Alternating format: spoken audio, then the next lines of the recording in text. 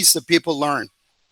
Or remember that, for example, some people might say, I learn by repeating. Others might say, I learn by writing. Others might say, I learn by reading, and that's the way I grasp new words. There are people who might say, I listen to a lot of music or news programs, for example, and that is the way I normally learn. And there are people who might be risk takers, and whenever they see an American on the streets, or I don't know, at a place, at a not a specific place, but they start talking to them. They start talking to Americans or foreigners because they love communicating. So there are different ways of learning. There are different strategies that you may follow. Right? I'm sure that you have chosen yours. Right? And something interesting about that chapter was the idea that we teach. We not only do we teach language, but we also teach learning. Let me go back to that. I don't know if you pay attention to that concept. We teachers teach learning. Did you get to see that principle when you read the principles about reading strategies?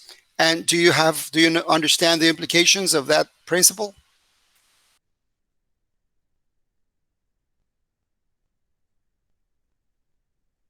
Can you comment on that?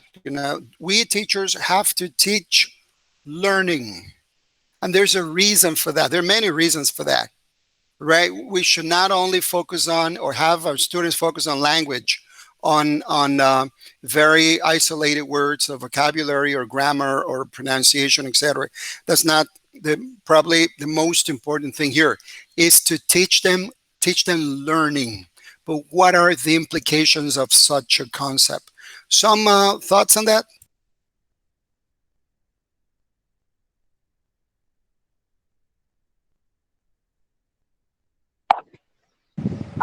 Yes, teacher.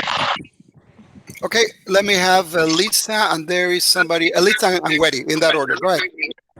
Okay, so I think that is because teachers lessons have a purpose, right? So not only like teaching grammar on that lesson, or not only like students learn vocabulary, but also that vocabulary will mean something for the student. So you will have a lesson for them to be aware of a specific situation. Probably if they are talking about animals, then students are going to learn about animals, but also about the vocabulary that it is involved with that topic. So that is something that came to my mind. Alrighty, Weddy. Thank you. Thank you, Elisa.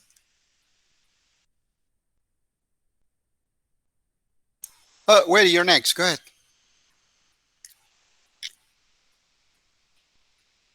Weddy left. Oh, okay. Okay, he'll be back soon, I guess. Now, to teach learning. Why should teachers teach me learning, or why should they teach me how to learn? Fritz, go ahead.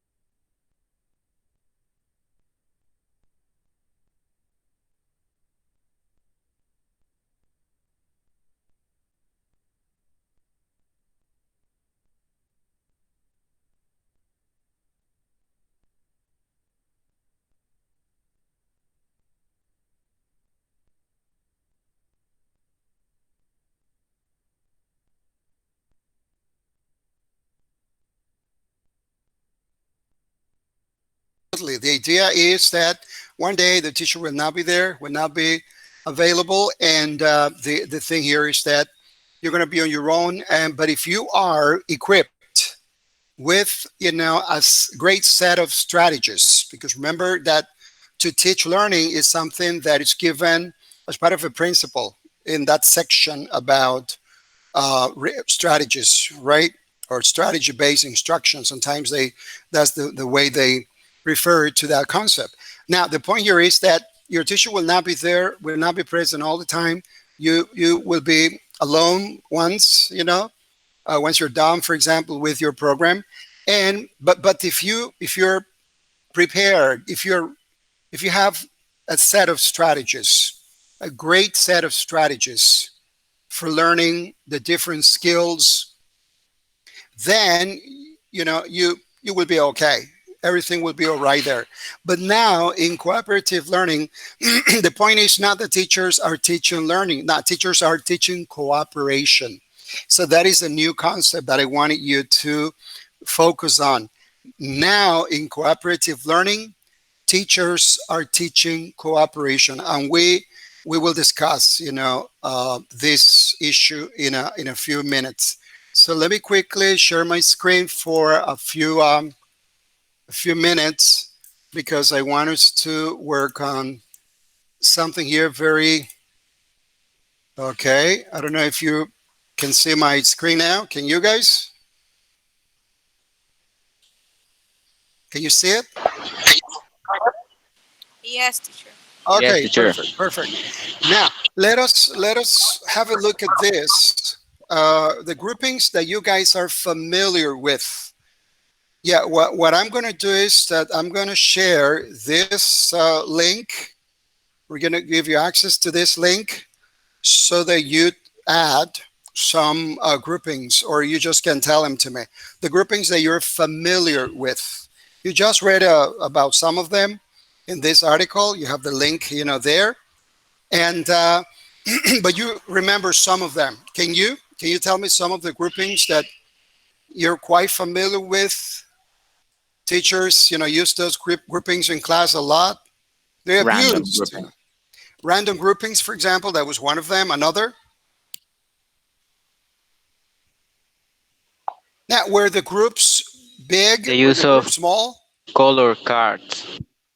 Okay, color cards. And then, you were grouped depending on the color card that you were carrying or you were holding. Is that right?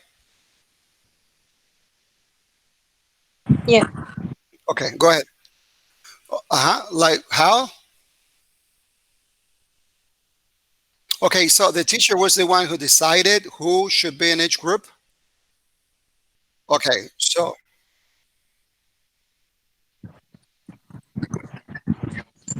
okay, okay, but the groupings are, for example, whole class, the whole class. That would be one grouping, correct? Whole class. So that is one grouping. Then you have groupings that were, like big or small. Groups of three, maybe groups of six, maybe 10.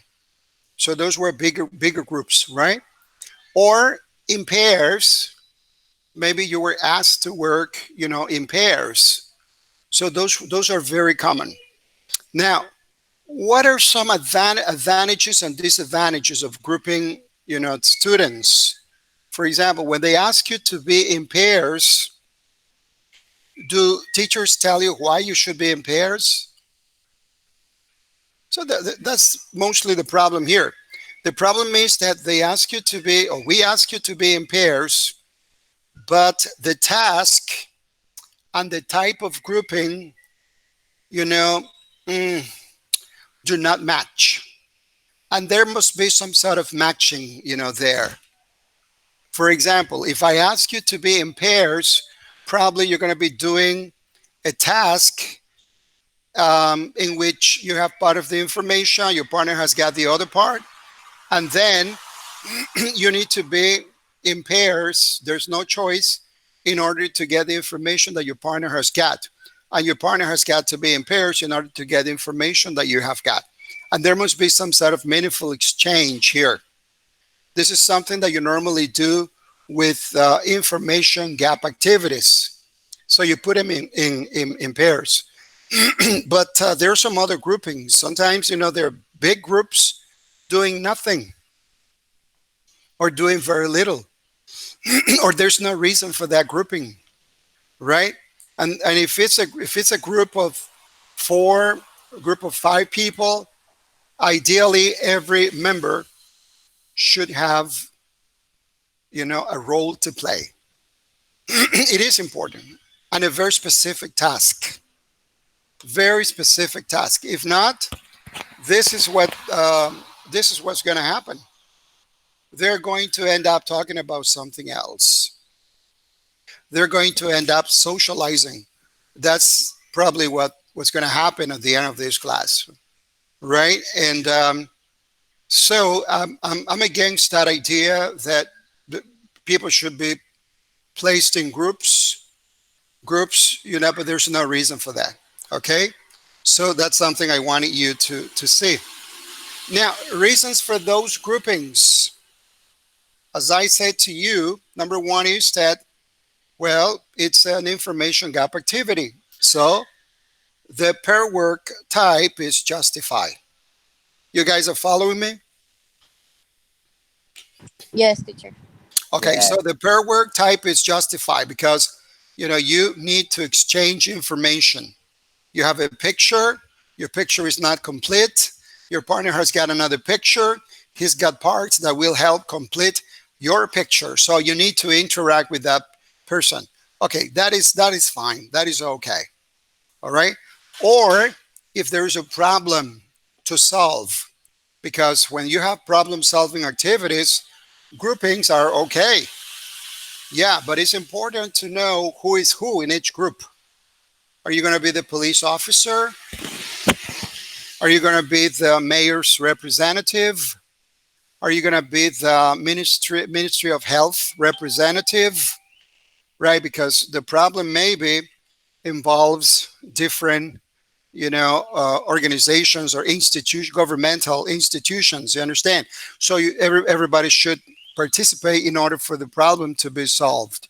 So if you have a role, you will start trying to find some sort of explanations for the problem, or you will try to give some solutions to the problem. So it's different. Everybody should be part of this issue.